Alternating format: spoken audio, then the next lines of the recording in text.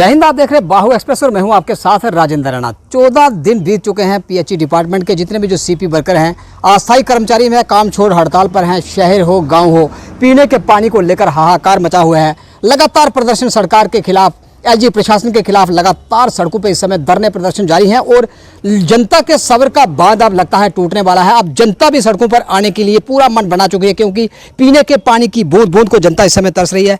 किस प्रकार आज 14वां दिन आपका हड़ताल का चल चुका है और सरकार की ओर से आपको कोई संज्ञान, कोई आश्वासन आपको मिला हो कि आपका जो मामला है उसे सुलझा लिया जाएगा?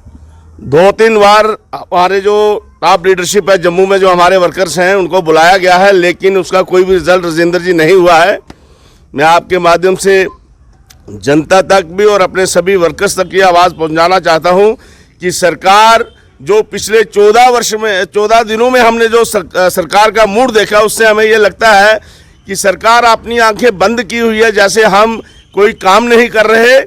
और हाँ, ये बात ज़रूर है कि हमारे जो पीएचई के एक्सीडेंट्स हैं, हमारे एडब्ल्यूज हैं, उनकी ओर से हमारे ऊपर प्रेशर बनाया जा रहा है कि आप काम करो।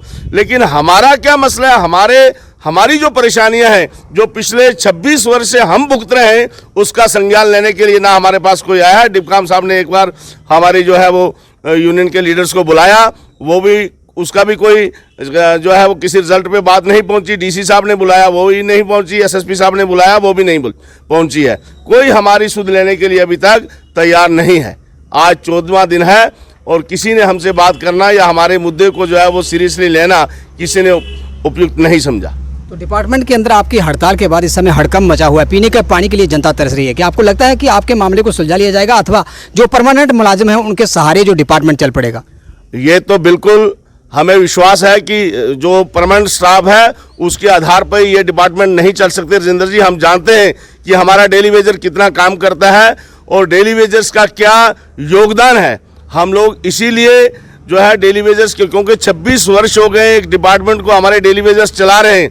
जहाँ तो आप परमानेंट स्टाफ की बात करेंगे, केवल कुछ इलाकों में तो 5-5, 6-6, 7-7 लोग बचे हुए हैं। आपने एक एक्सीडेंट जम्मू जो है वो उसका भी आपने इंटरव्यू सुना होगा, जब चंद्रमोहन गुप्ता जी के साथ जो है उनकी बैठक थी, तो उन्होंने क्लियर कट कहा कि इस पूरे इलाके में मेरे पास 87 परमानेंट मुलाजिम है, मैं डिपार्टमेंट को कैसे चलाऊंगा? भाई, डेली वेजेस के आधार पर मेरा काम चलता है। और पूरा जो पहाड़ी क्षेत्र है, पूरा जो सिटीज़ है हमारी, मैं आपको बता रहा हूँ कि डिपार्टमेंट के से जो बंदे रिटायर हो रहे हैं उसके बाद कोई अपॉइंटमेंट नहीं की, हर पे ही पूरा डिपार्टमेंट चलता है। सरकार को हमारा जो है वो मुद्दा हल करना है। सिर्फ हमारी जो समय है, जो हमारा टाइम, इस समय हमारे बच्चे पढ़ रहे हैं, इस समय हमें ज़रूरत है, हमारा इस समय को सरकार पास कर रही है। बहुत दुखद है ये। बाकी परमानेंट करने के बगैर तो उनका गुजारा नहीं है, डिपार्टमेंट नहीं चल सकते। तो आपने बोला कि परमानेंट जो डिपार्टमेंट के आला अधिकारी हैं आपके ऊपर प्रेशर बना रहे हैं कि आप काम पर लौट आओ। क्या मन बनाया आपने कि अगर सरकार ने आपकी सुधना ली तो भी आप काम पर लौटेंगे, अथवा करो या मरो की स्थिति में आप पहुंच चुके हैं? आप बिल्कुल करो या मरो की स्थिति में हम, क्योंकि हमने बहुत बार, आपने भी बहुत बार हमारी एजिटेशन को कवर किया है। आपने देखा है जम्मू में 85 दिन, 110 दिन, 33 दिन की एजिटेशन रही हमारी, और सरकार ने बार बार हमको आश्वासन दिए। अब इससे बढ़कर क्या होगा? जैसे आपने ही पिछले दिनों में कई बार सोशल मीडिया के ऊपर देखा होगा, आपकी प्रेस वालों ने कवर किया कि हमारे साथ जो है रविंदर रैना जी, जो भारतीय जनता पार्टी के स्टेट प्रेसिडेंट है, उसके बाद जो हमारे सिटिंग एमपी हैं युगल किशोर जी, वो गए और एलजी साहब से उन्होंने मुलाकात की, हमारी टीम साथ गई। तो जब उन्होंने ये कहा था कि डीडीसी इलेक्शन के बाद हम आपका काम कर देंगे, अब इतनी बड़ी चेयर है जिसके ऊपर दुनिया का विश्वास है, अगर वो अपने वादे को पूरा ना कर सके तो आप ये कैसे मान सकते हैं कि भाई हम उन पे इतना जल्दी विश्वास कर जाएं? हमने कोई विश्वास नहीं अब करना है। हाँ, ये बात है कि स्ट्राइक हमारी चलती रहेगी। उसके बीच हमें कोई समय दिया जाता है कि आपके मसले को निपटाने के लिए हमें 10 दिन 15 दिन का टाइम चाहिए, वो भी कोई लिखित में हमें उसका देंगे। अगर वो प्रमाण कि भाई ठीक है आपका काम होगा, तो उस विषय पर हम स्थगित कर सकते हैं 2-4-10 दिन के लिए। लेकिन ऐसे तो कोई सवाल ही नहीं पैदा होगा। हमारा ये फाइनल है कि अब ये हमारी आखिरी लड़ाई है, क्योंकि हमारी सुध लेने वाला ऐसे तो कौन दोगे? इतनी एजिटेशंस के बाद यदि हमारी कोई बात नहीं मान रहा, हम हर तरीके से आपके माध्यम से एक मैं ये कहना चाहता हूँ सरकार को कि आप कोई ना कोई पॉलिसी फ्रेम करके हमारे साथ आए।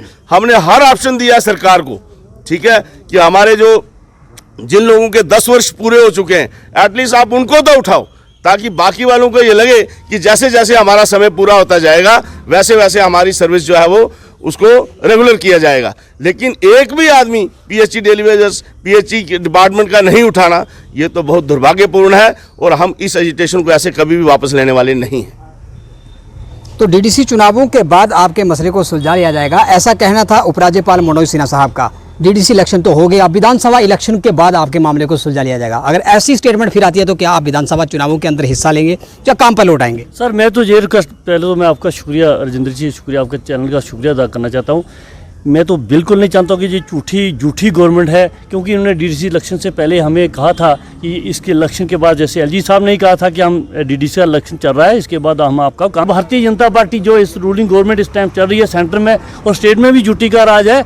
अगर ये हमारा कुछ भी नहीं करते हैं तो हमें इलेक्शन का टोटल बाइकआउट करना चाहिए और नोटा बहुत बड़ा चाहिए, क्योंकि यहाँ बिल्कुल ये खिलवाड़ चल रहा है सर। हम नहीं ये मंजूर करते हैं इस गवर्नमेंट को, जो गवर्नमेंट चल रही है। हम बार बार अपील कर रहे हैं सर, इन्होंने हमारे डिपार्टमेंट का नाम भी बदल दिया, झूठी गवर्नमेंट भी बन गई, बहुत बहुत प्रोजेक्ट बना गए, लेकिन उन्होंने हमारी सुध नहीं ली। हमें अफसोस से कहना पड़ता है कि आज तक ये 14वां दिन है, गवर्नमेंट ने हमारे साथ एक बार भी कोई दे तैयारी नहीं किया, दिन में जे मंशा नहीं बनाई कि इनके साथ बात तो करें मसले का। उनको पता है कोई बड़े मसले नहीं, 3 मसले हैं सर हमारे। रेगुलेशन पॉलिसी का मतलब कि कम से कम जो 25 साल से सर्विस गवर्नमेंट में कर रहा है उसको परमिट करो, 10 साल का जिसका पीरियड है उसको करो, turn by turn safe fees manner में करो ना सर। ये नहीं कह रहे हैं कि हमारा डेली वेजर 5253 बंदा है पीएचई का, हम उनकी बात करेंगे। हम ये नहीं कह रहे हैं कि 61,000 की बात करें, तो गवर्नमेंट में कौन लोग काम कर रहे हैं हम ये पूछना चाहते हैं, अपने भी अपने लीडरों से पूछना चाहते हो। हम अपने पीएचई डिपार्टमेंट की सिर्फ बात करेंगे, जो हमारे अंदर जो डेली वेजर काम करता है, जो स्ट्राइक पे है, तो उससे बात करें। हम ये थोड़े कह रहे हैं कि हम 1-1.5 लाख की बात करेंगे, 61,000 की बात करें। हम कहते हैं जो हमारे जैसे बिजली डिपार्टमेंट का हुआ है ऐसा ही हमारे भी होना चाहिए। उनकी लिस्ट निकालो हमारी, जो जिसका टर्नओवर, उसकी डेट ऑफ एंगेजमेंट देखो कि कब से वो काम कर रहा है, उसका कितना पीरियड हो गया, उसकी उम्र कितनी है। वो अब तो खाली घर जा रहा है, उसको जब घर जाता है तो उसको दिया भी कुछ नहीं जाता है सर।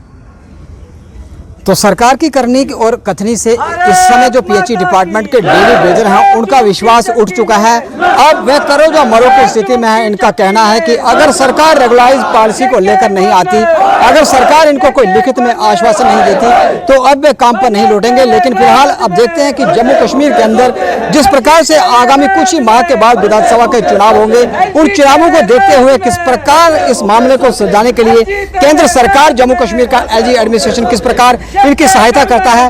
अगर सहायता करता है तो जम्मू कश्मीर के अंदर पॉलिटिकल पार्टी को काफी हद तक लाभ हो सकता है। तमाम अपडेट्स के लिए आप देखते रहें बाहु, वीडियो जर्नलिस्ट सचिन राणा के साथ बाहु के लिए मैं राजेंद्र।